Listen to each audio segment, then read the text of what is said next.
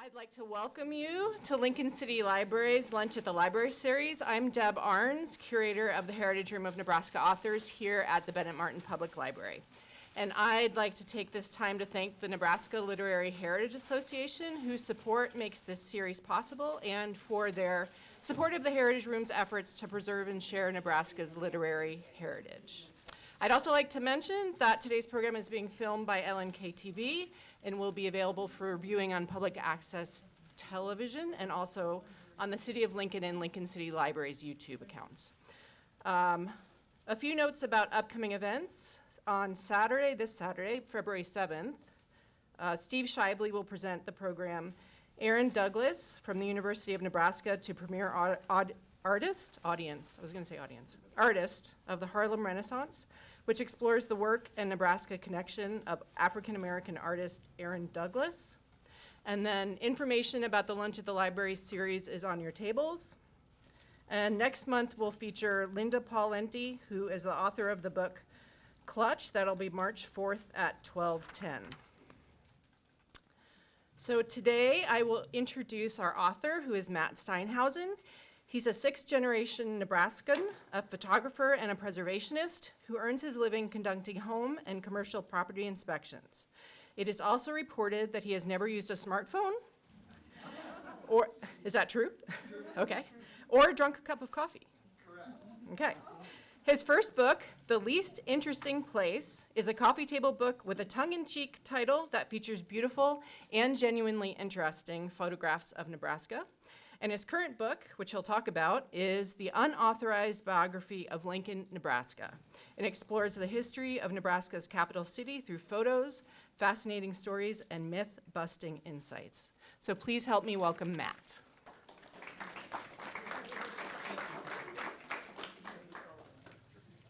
Thanks, everybody.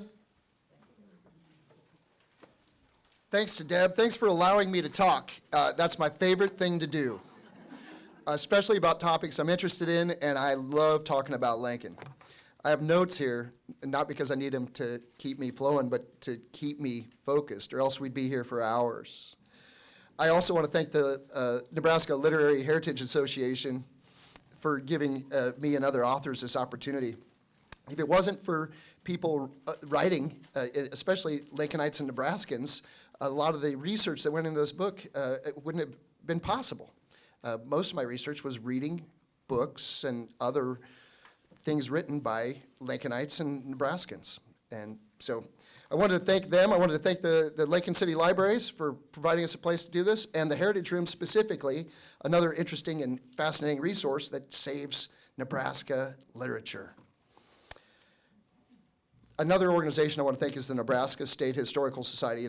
Their resources were crucial to my work and a lot of other history projects, and also the archives and special collections of the UNL libraries. A good number of the photos that went into this book came from those resources. Before I start, I want you guys to know that overnight I changed my plans entirely on what I was going to talk about.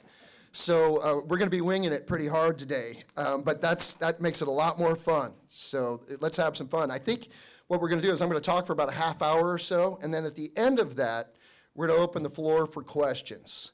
So someone's going to signal me when we get to a half hour, then we're going to open the floor for questions. So if you have any questions, try to remember them or write them down, and then I'll try to answer them later on. The focus of my talk today has shifted a little bit because I decided, since we're at a library in an event hosted by the Nebraska Literary Heritage Association, that we should maybe discuss some literary tidbits of Lincoln's history that I discovered in doing my research. And so we're going to talk about some of the lesser known parts of Lincoln's literary history and some of the little things that I discovered, the little nuggets. But a little bit about me. As Deb mentioned, I grew up around here. I went to school at Waverly. I went to Wesleyan University for a while. I went to the university. But I've almost always lived outside of the city limits of Lincoln. And I think I consider Lincoln like my little urban oasis. It's that place that I can see from a distance.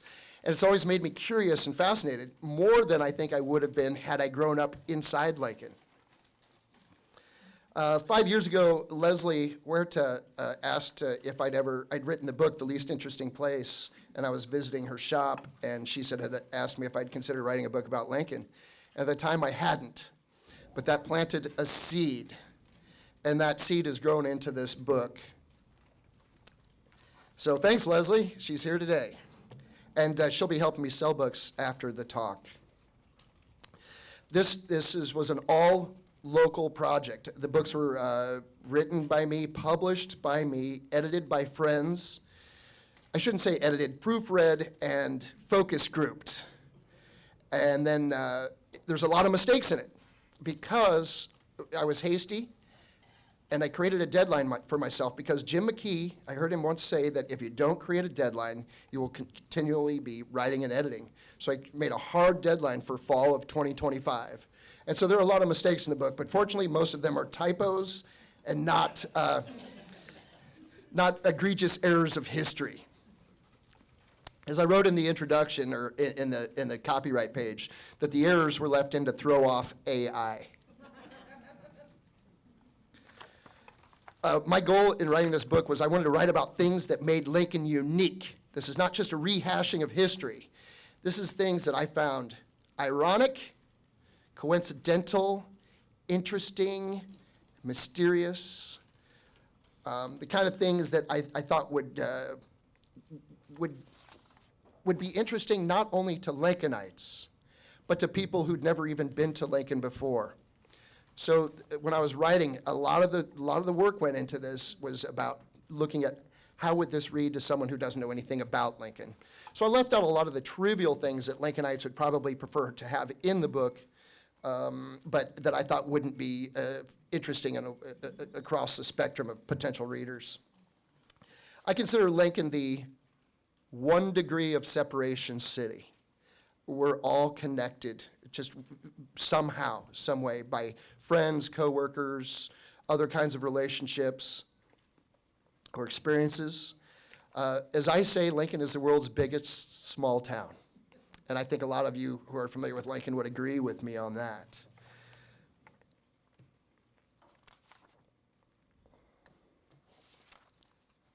One of the errors in the book, one of the typos was, I'd mentioned Leslie Huerta.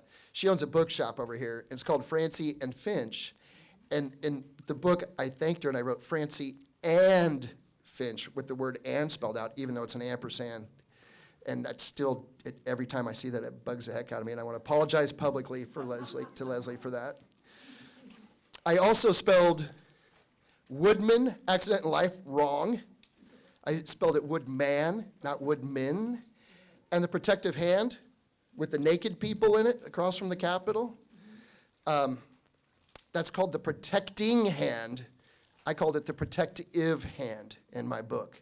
So those are a few of the many errors. So I just wanted to make that clear in public I'm not perfect, and I'm willing to admit my errors. And while we're talking about admitting errors and the naked people on that building, did you guys know that the adults on that building aren't actually naked and never have been? A lot of people think they were naked when it was first made and then the clothes added later. A lot of my peers. A lot of my peers still remember them when they put up the scaffolding and removed the privates and added the clothes, which isn't what happened. But obviously you're a very intelligent audience, and I appreciate that.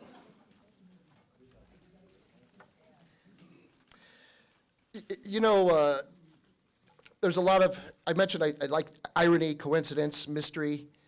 Have you guys ever heard of a man named Young who was a religious leader that settled near Salt Flats? Brigham Young?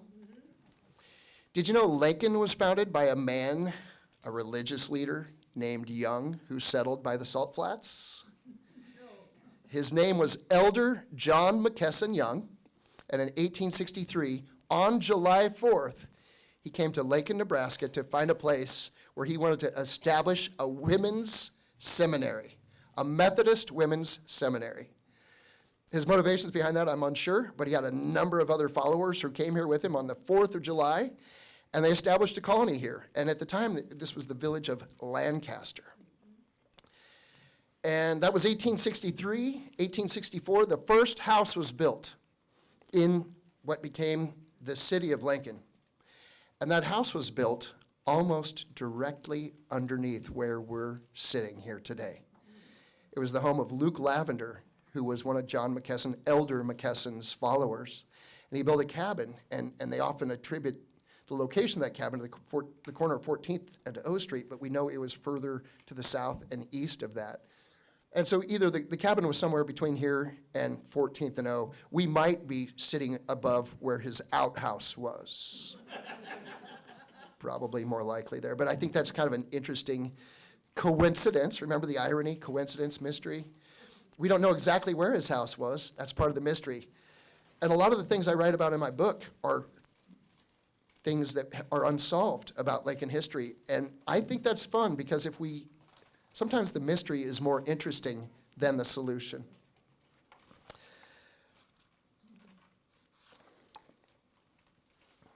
According to folklore, when it was 4 years after they first settled here, that Elder Young came here, that the state of Nebraska the Nebraska territory became a state, 1867. And it was decided to locate the capital somewhere south of the Platte River to appease the greater population of the state, and that it would be named Lincoln.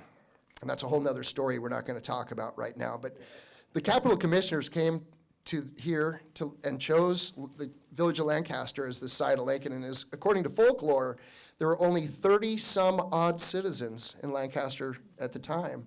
But after the politicians came, there were a lot more odd citizens. I attribute that quote to Roger Welsh. It's my version of it. But Roger Welsh was, you might remember, Captain Nebraska, Postcards from Nebraska. Roger Welsh, though we often associate him with Dannebrog, Nebraska, out in Howard County, he was actually born and raised in Lincoln. He was a descendant of Germans from Russia. And I say Russia because that's how they used to pronounce it here in Lincoln. It was the Russian Bottoms, not the Russian Bottoms. And that's something I learned in my research. The irony of choosing this location for the capital is they thought we were wealthy in salt. And it turns out there wasn't much salt, but just enough to taint our water so that we have to get our water from Ashland. And also just enough to make it so that we have rare habitats that can't be developed, so which is pretty cool, I think, but it's been the bane of a lot of developers. With those Methodists came the Methodist ideologies, and they stuck around for a long time, for 150 years. A lot of you remember, you couldn't buy alcohol in Lincoln on Sunday. There was no gambling other than horse racing. Before I was born, the generation or two before, you couldn't shop in Lincoln on Sunday, except not in a Christian-owned store. You couldn't play sports in Lincoln on Sunday. You had to go out to like Cushman Park outside the city limits to play sports. And you'd have to get on the streetcar or train, I guess, the train that would take you out to near Southwest 40th and O, where Cushman Park was located, because playing sports was against the Methodist doctrine at that point in time on Sundays. There's a lot of other Methodist influences on town. You remember, you might have known about part of Wilderness Park was where Epworth Park was located, where they'd have Chautauquas and where they'd have camps in the summer. Nebraska Wesleyan University and University Place, Methodist. A lot of people don't know there was another school up there developed by a Methodist just to the northeast of Wesleyan called the Haish Institute. It was the guy that, if you know anything about barbed wire, Jacob Haish invented a type of barbed wire. And he took his wealth and gave it to Methodist causes, including a school right next to Wesleyan. That school was burned down like the year after it was built and never rebuilt. So because Haish had so much money, he didn't insure it.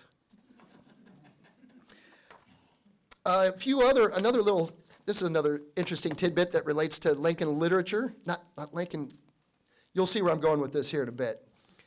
Nebraska Wesleyan was where two Nebraskans attended school, a gentleman named Glenn and his girlfriend, Grace. They came from Holdridge, Nebraska to attend school in Wesleyan. Grace's last name was Swanson. Glenn's last name was Hefner. And eventually, Grace and Glenn moved to Chicago, and they had a son named Hugh. And my understanding is that Grace and Glenn gave a lot of money, some money at least, to Nebraska Wesleyan, but we don't see any buildings at Wesleyan named after the Playboy magazine. See that connection to literature and Lincoln? There's a few stretches here. Speaking of irony, here's an ironic thing that has nothing to do with literature. It's more nomenclature. You guys know what a bread bun filled with cabbage and meat is called? Runza, right? The Runza's developed in Lincoln, or you know what I mean. I'm loosely. Right now, February only, you can get an Italian Runza. No cabbage. I would argue that's a calzone. That's a topic for another time, too. I mentioned the naked people on the Woodman building. The Woodman was started by the Faulkner family, Dr. A.O. Faulkner, and his home was at 40th and South Street. You might be familiar, on the northeast corner of 40th and South, there's a little acreage and a house called Park Hill, despite the fact it's not on a hill. But that was the home of A.O. Faulkner, and just to the east of that was another estate that was the home of Edwin Faulkner, A.O.'s son, and Edwin's son, E.J. Faulkner, later lived there. And another Faulkner that grew up there was Virginia Faulkner. And there's just been a biography about Virginia finished. And the irony of that is that Virginia Faulkner, who grew up in Lincoln, born here in the early 1900s, couldn't wait to get out. She was way ahead of her time. She was so smart that she started school, they advanced her 2 grades right off the bat. So she was in the same grade as her brother, who was 2 years older than her. When she was in her teenage years, she could be seen driving through Lincoln, smoking her cigarettes and speeding through the streets in her roadster and receiving speeding tickets. And I still wonder how they gave speeding tickets before wouldn't that be easy to prove hard to prove that you were speeding? But that's another thing. But Virginia was quite a character. She left Lincoln. She went to Italy. She went to New York City. She went to Hollywood. She hobnobbed with the rich and famous. And she became a pretty well-recognized writer, writing for publications, newspapers, magazines, that kind of stuff, periodicals, and very much respected in her field. But as her fast lifestyle, she couldn't keep up with it physically or mentally, and eventually returned to Lincoln. And the reason I think it's interesting is there's just been a biography finished about her, and I just read it, and I was fascinated by it, and I'm so glad that I included a little snippet about Virginia in this book, because I think it's just an interesting tidbit of Lincoln history. But she came back to Lincoln, and when she got back here, she went to work for the University of Nebraska Press, who was publishing books and not making a lot of money. And they saw an opportunity to create another division that would maybe create books that would have more widespread interest, and they called it Bison Books. And Bison Books and the University of Nebraska Press are still going. And the biography about Virginia Faulkner was published by Bison Books. Virginia also helped she didn't create.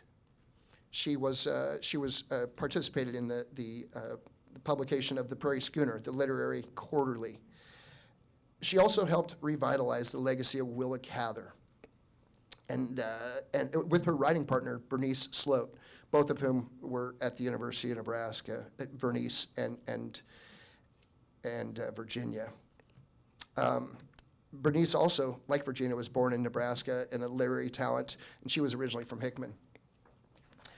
A fascinating story to me about this that I just recently learned was that as Bernice and Virginia started to promote this revitalization of the legacy of Willa Cather, they pushed to have a stamp created in Cather's honor. And that stamp was created in 1973 thanks to Virginia's brother's influence, because Virginia's brother was big in the Republican Party at the time and had a lot of influence with our senators and representatives in Washington, D.C., and it didn't take too much effort on his part to get Willa Cather on a stamp. The cool part about this is in the background of that stamp is a rainbow. At the time, rainbows didn't represent gay culture, and they also it wasn't known what Willa Cather's sexuality was at the time. So I sometimes, this is my little tangential wandering mind, if maybe that wasn't the first connection between the rainbow and gay culture. But technically, if you look it up, the rainbow was put on flags officially in 1978 for the American, for a parade in San Francisco, the name of which I can't remember exactly. But Harvey Milk was the one that commissioned that flag in 1978. Did you know that University of Nebraska, Lincoln had a medical school? Not in Omaha. They had a medical school in Lincoln. In 1883, it was established.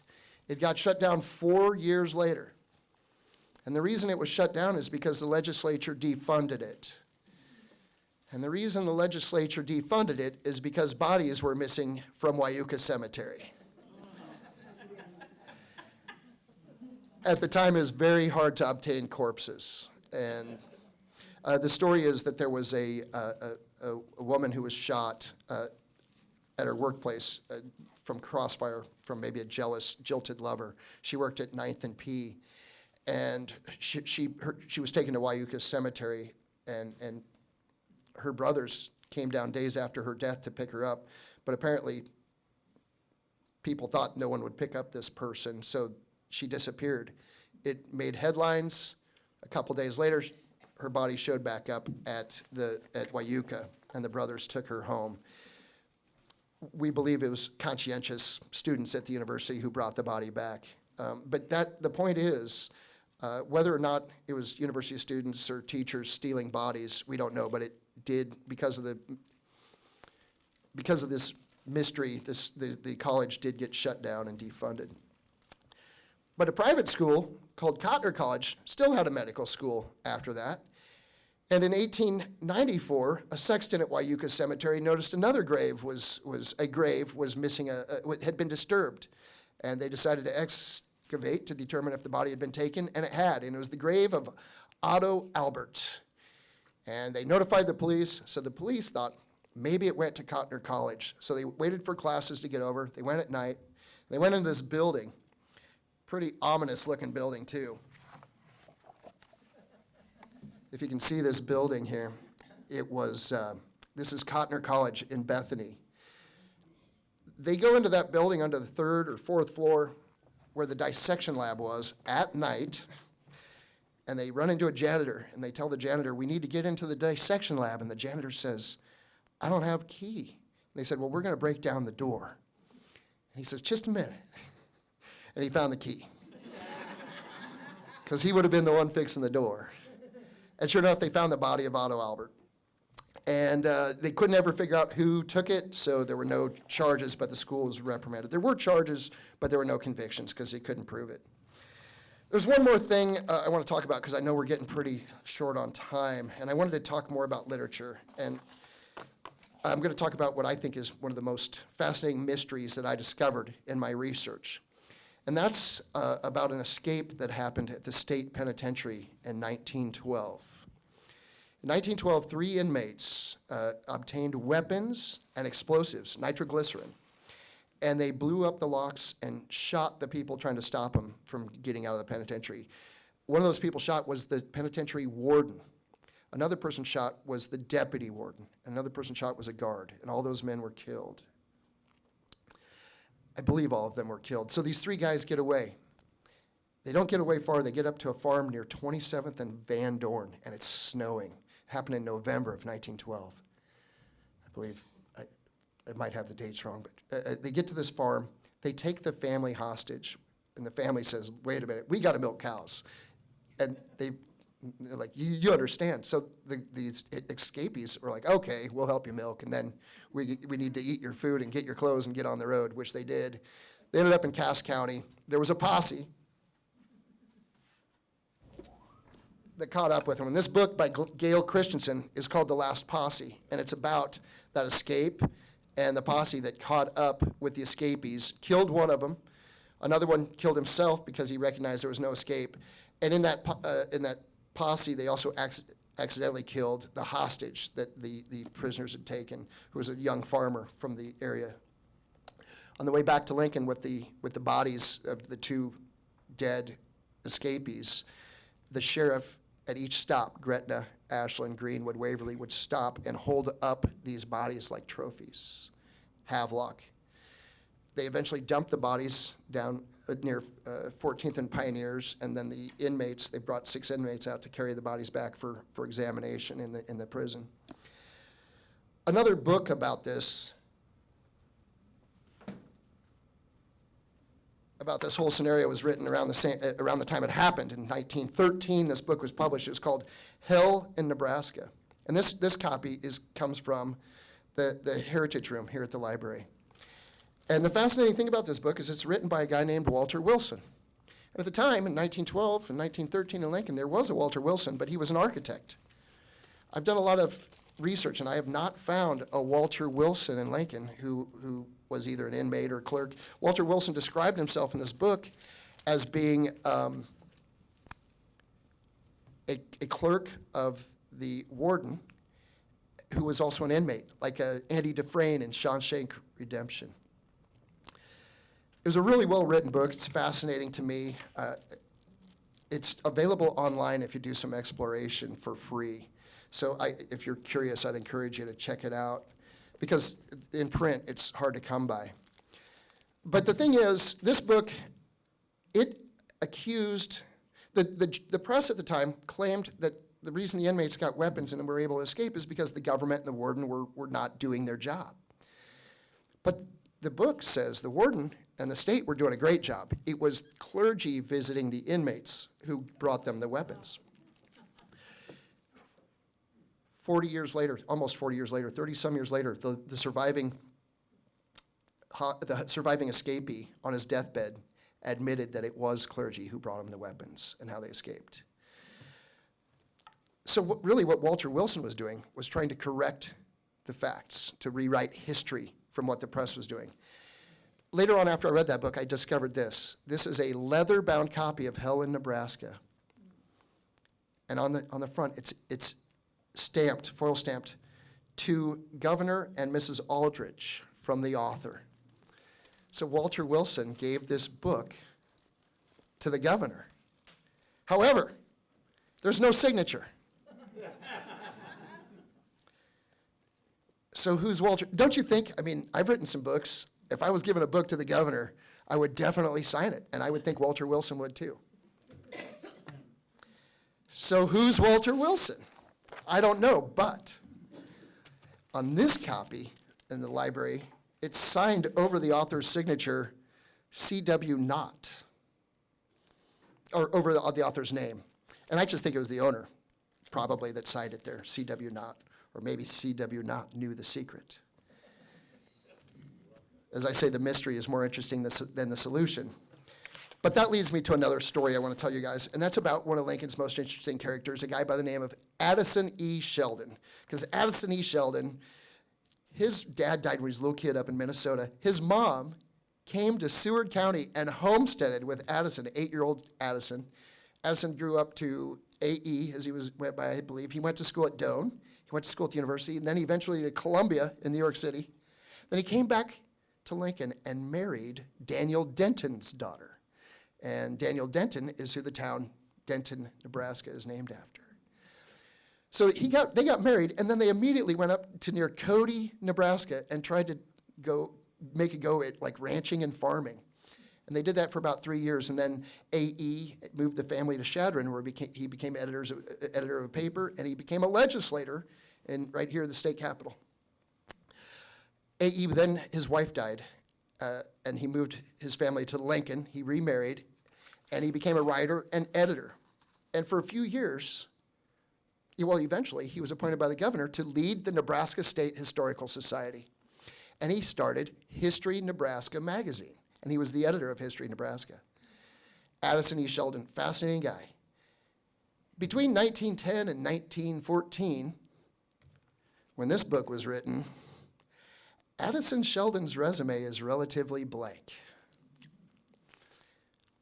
I don't know if Addison Sheldon wrote this book, but I think it's possible.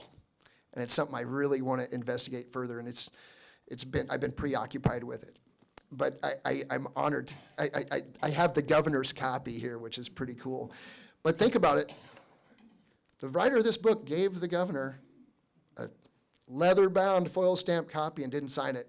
And a few years later, Addison E. Sheldon was appointed to lead the State Historical Society. So is it cause-effect? I don't know.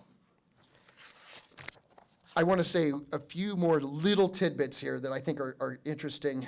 I'm just going to say one. Do you ever go down to the Haymarket and see that train? Did you know that train was built in Lincoln, Nebraska at the Burlington shops? It's one of the few engines that they made out the Burlington shops. And some of you might remember the sledding hill at Pioneers Park. That engine is the same engine that used to be at the top of the sledding hill, as you might recall. I just love that tidbit, so I wanted to throw it in there before I close it out. I could go on all day long, but what I'm going to do is I'm going to stop, and I'm going to open the floor to questions. Yes? Could you give us a brief history of this building? My youngest aunt, I think, first worked in this thing when it was first. The question is, can I give a history of the Bennett Martin Library building? No. I did research it a little bit, and I might be mistaken, but I believe that after this building was constructed, it was added onto, and this was not here. Ryan, please, everybody, Ryan Weber, Weber, the head of Lincoln City Libraries. Please, the floor is yours. So what's interesting is we just received a check from the Carnegie Foundation that has been awarded to us because on this site in 1902 was originally a Carnegie Library. It was around until 1962, 63. And what was the question? What's the history? Oh, this building, yeah. So that is the history. A Carnegie Library. So yeah, Andrew Carnegie was a wealthy guy. You've all heard of him from out east in Pittsburgh, and a steel man, oil man. And he supported the construction of libraries all over the country. And we had at one point here in Lincoln 5, and our original Carnegie Library sat here. So a big classical looking type building taken down in the early 1960s. This building then, an L-shaped building that was 2 floors, was built at that point, opened in 63. And at that time, they realized they didn't have the building that they originally wanted. It was originally going to go across the street, kind of next to the bank over there. And in 1967, another addition was built on. And then in 1977, the upper 2 floors here were built. So this building is actually built in 3 different sections. There you go. Thanks, Ryan. Yeah. I knew all that. I'm just kidding. I didn't know any of that. I really appreciate Ryan saying that. That's cool. And Ryan's not even from Lincoln, so he's done his research. Here's to him. Any more questions? Yes. Do you know from your studies, like, what about the oldest dated picture of Lincoln or the Lincoln area is? The question is, what's the oldest dated picture of Lincoln? Well, I can tell you this. None of them are dated. Okay. But there are some really old pictures, and I included the oldest ones I could find that were somewhat clear in this book. The oldest pictures of Lincoln came from were of around 9th and O Street that I've found, when they had a livery stable and a couple houses. And those are included in this book, and they would have been about 1865 or 1866, maybe 1867, somewhere in that era.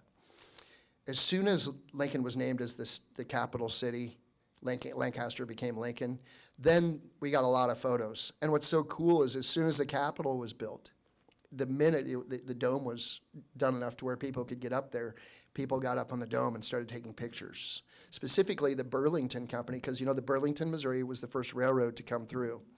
And they wanted to promote Lincoln. They made a lot of money by using these rails. So I believe Burlington hired a photographer to go around and take photos to show this growing city. And that's where this image came from. The image on the cover of the book shows the Kennard House, which is still standing, from the vantage point of the dome of the state capitol. And you can see there's no trees.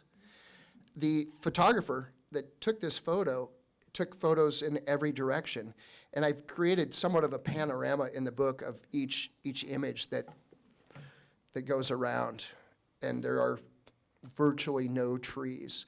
We can date it to 1871, I believe, those images. So there's a lot. Like I said, I think I have about 300 or more images from the State Historical Society in here, many of which I don't believe have ever been published in books before. So it was a fun opportunity to share those images and give my little insights on those. Yes? Was the first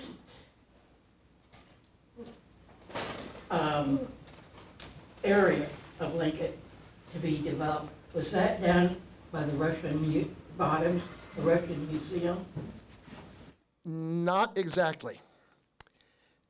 The way Lincoln started was the first white people to come here, because I want to be clear, the indigenous people were here long before the European settlers. They came here for the salt. The surveyors came, found the salt flats, and once the word got back to Nebraska City, they started sending people back here to get salt. And one of those people that started harvesting salt before anyone else was J. Sterling Morton, who sent his people here to harvest salt. And they built little huts in the salt flats. So really the first kind of settlement in this area would have been in the salt flats, down where Oak Creek and Salt Creek converge. Interesting side note to that story, you might be aware that J. Sterling Morton's son ended up getting a taste for salt. Went to Chicago, started working in the salt business, and eventually that became Morton Salt. So that all started with their interest in salt here. Another interesting little tidbit in my research was that J. Sterling Morton, he was in the government. He was a territorial legislator, I believe, and maybe even had a higher up position in the government. He was able to give out military warrants, to help veterans and people obtain land. And he used these warrants to try to obtain land around the salt flats. And once Nebraska became a state, our courts were burdened with trying to settle how that land would be distributed. That's what I read through my research. I don't know that that's what happened, but isn't that the interesting thing about history is we only know as much as what we can learn from what other people wrote. And that's part of the reason I put this book together, is try to preserve that and continue the history in the correct manner. I thought of something else. Yes, please. Did you do any research or write a book or anything about when the city of Lancaster went to Omaha and stole all the records? So, yes, I did research on that a lot, and I could talk about that for another half hour. As many of you know, the territorial capital was in Omaha. It got, once we became a state in 1867, the legislature decided that we would relocate the capital from Omaha to appease the people south of the Platte River, and it'd be renamed Lincoln, which they didn't think the people that the south of the Platte would want, because they were considered more sympathizers with the Confederacy. Because this is, remember, towards the end of Civil War, in that era. Well, the people south of the Platte said, we don't care what you name it, we'll take it. And so then they sent 3 representatives from the territorial legislature. They sent the governor, the auditor state and state secretary, to find a capital. They were called the Capital Commissioners, and they explored lots of places, Ashland, Yankee Hill, and ultimately chose Lincoln. And then Omaha wasn't happy with that. The people, the legislators up there, they had the documents, and you can't start your legislature having hearings and meetings in the new state capitol building without that paperwork and those documents. And so the governor or the state auditor had the key to the room where the paperwork was, gave it to 3 gentlemen, and those 3 gentlemen went to Omaha, and in the dark of the night, tried to get back all the documents and even some of the furniture, I believe, that would go with the state capitol. One of those gentlemen was named Cropsey, and where the governor's mansion is now was the home of a Cropsey. And the Cropsey family were some of the first here in Lincoln. But that Cropsey, they got to Omaha, they got all the paperwork, they got out, and they escaped. But while they were coming back to Lincoln, they got to Plattsmouth and couldn't cross the Platte because the weather was very poor and there was ice on the water. And the gentleman running the ferry said the ferry was broken. And this Cropsey guy says, "We'll make it work." And they said, "No, you won't." And maybe there's a little embellishment here. Don't let the truth get in the way of a good story. But according to legend, the Cropsey guy, they wouldn't have got the paperwork here if it wasn't for that Cropsey. But because the weather was so bad and their wagon was so overloaded, normally what would be like a 1 or 2 day trip took them 6 or 7 days. And they had to pay people along the way to stay at their homes. And by the time they got back, they didn't have their watches. They didn't have they had to give up. And the governor had promised that he'd make sure they got paid back, and they never did. Because soon after, the governor was impeached for fraudulent use of state funds. I shouldn't say fraudulent, that's a little strong. But he was impeached because of some money moving around not as it was supposed to. I keep thinking of questions. Please, ask another question. Nebraska originally had 2 houses in the Senate. Okay, we had a 2-house legislature. I mentioned A.E. Sheldon earlier. A.E. Sheldon was one of the proponents of taking our 2-house legislature and creating a unicameral for budgetary reasons and other reasons, and for expedience. What I think is interesting, the state capitol was built between 1925 and 1935, and they built it around the previous state capitol, but it housed a House chamber and a Senate chamber. The Senate chamber is still there, but it hasn't been used since we created a unicameral in the 1930s. The interesting little tidbit of that is if you go into that Senate chamber, the names on the wall, where it shows the voting tally, they're still the members of the Senate in the 1930s. And that's the room that has the Native Americans carved into the door. And that, I believe, that carving was created, if I'm not mistaken, by Lorenzo Keats, which is another fascinating story. Wasn't there also another state that had a unicameral, but where? The question is, was there another state that had a unicameral? There might have been, but I don't know. I know there's only one other state that separates their delegates for federal elections, and I believe that's Maine. So, but I don't know about another state having a unicameral legislature. Yes.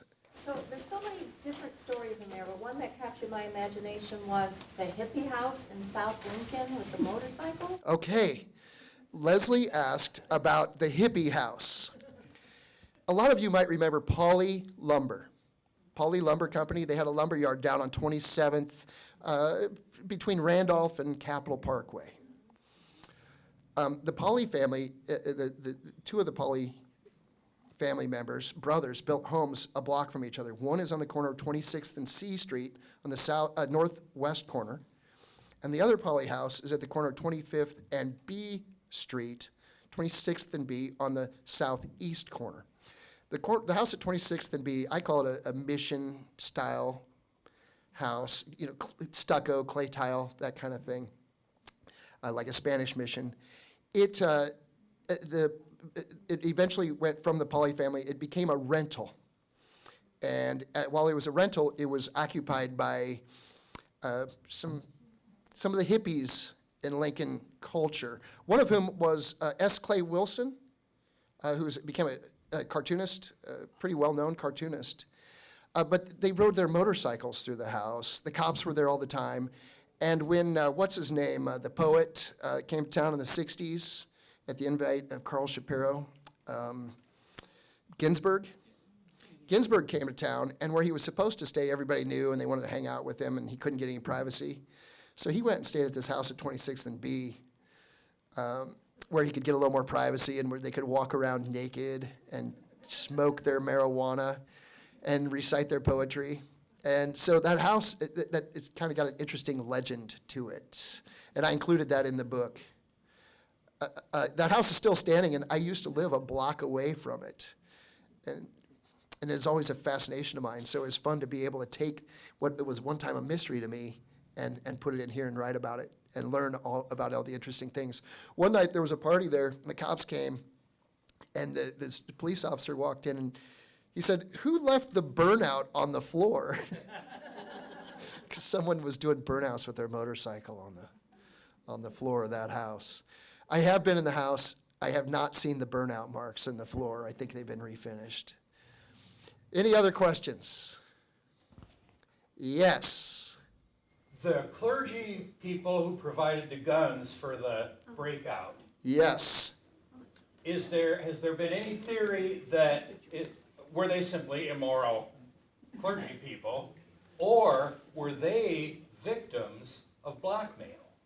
And it would have worked that when the clergy people were making a call on them, they said, "We have friends outside, and they know where your family lives, and there's one way you can save them." I can answer that question, I think. But it still requires speculation on my part, but it's based on a pretty in-depth study. You ever known people that fall in love with prisoners? We hear about it all the time. Sympathetic towards criminals.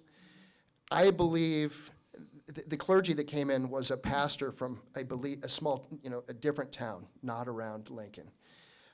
And he would bring with him a couple of, some women, and I believe they were sympathetic to the prisoner's plight. And I think that's how it happened. I don't know this for sure, but that's what the speculation was in this book. So I think it was more that than the possibility of blackmail or anything like that.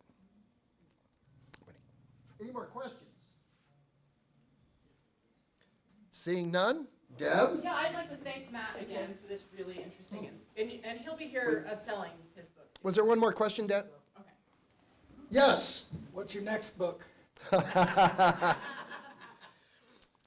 It's already finished, but it's being edited as we speak every day. I wrote a book titled The Truth, If You Can Handle It. And it takes all the photos from my first book and incorporates it into a philosophical book about the degradation of truth. I don't know if any of you know, I argued about libel and slander in front of the Nebraska Supreme Court years ago, having been a victim of some false statements made about me publicly. And so that was one part of this motivation to put together this book titled The Truth, If You Can Handle It. And because it's been fascinating to me how truth is degraded over my lifetime and how the value of honor and integrity is no longer appreciated or respected like it was when I was a kid. And so I wrote about that, and I put a lot of philosophical quotes in that book. And the first philosophical quote, I wrote it under my alter ego's name, Matthias Yoder. And the alter ego, the first quote by Matthias Yoder in the entire book says, if you want to upset somebody, tell them a lie. But if you want to make an enemy for life, tell them the truth. And the truth is toxic. I can tell you right now, we talked about the naked people on the Woodman building. I posted on Facebook that these people were never naked. They always had the adults. The kids are naked. The adults are not. They have pants on. They're partly clothed, and it's pretty revealing, but they're not nude. There was a lot of pushback. A lot of people said, no, they were nude. They don't appreciate the truth. And so that's what we have to deal with, is that sometimes people don't appreciate truth, and I wrote a book about it. But it's so hard to finish, because when I wrote that book, when I finished it, AI wasn't a thing, and now it is, and it evolves every single day. So like this book, I'm going to have to make a hard deadline on myself and finish that book, but that's the next one, The Truth, If You Can Handle It, by Matthias Yoder. Okay, the Woodman building. Yes. the naked, not naked people. I thought at one time there was a bunch of scaffolding up there and they were putting, Everybody brings up, I'm going to interrupt, she mentioned the scaffolding on the Woodman building. I want to, it is very much possible that there was scaffolding put up in front of that building, just like it was at the Capitol, to restore and preserve the limestone and to clean it. And that would make sense, you know, to seal those cracks and gaps and clean off any moss that might have been. wasn't addressed to naked, no. It wasn't to add clothing to the naked people. Yes. Because the act of sculpture is reductive. You take a block and you chip stuff away. You cannot add it back. Kim points out something that I think is pretty obvious to most of us, that you can't add stone after, this is a relief sculpture, which means we've taken off the stone, and you can't add it. One of the arguments was that they applied gauze and plaster to add stone to this. That was one of the arguments that I received that justified, I am in agreement. I just want to give both sides. Fair and objective, right? We do have to wrap up. Thank you. But he'll be here selling books, so you can ask him some questions as he does that. And I do want to, because you wrote the Unauthorized Biography of Lincoln, here's an official City of Lincoln t-shirt as our thanks for you doing this. Thank you, Deb. So thank I you. love this. Thanks, Matt. Thanks.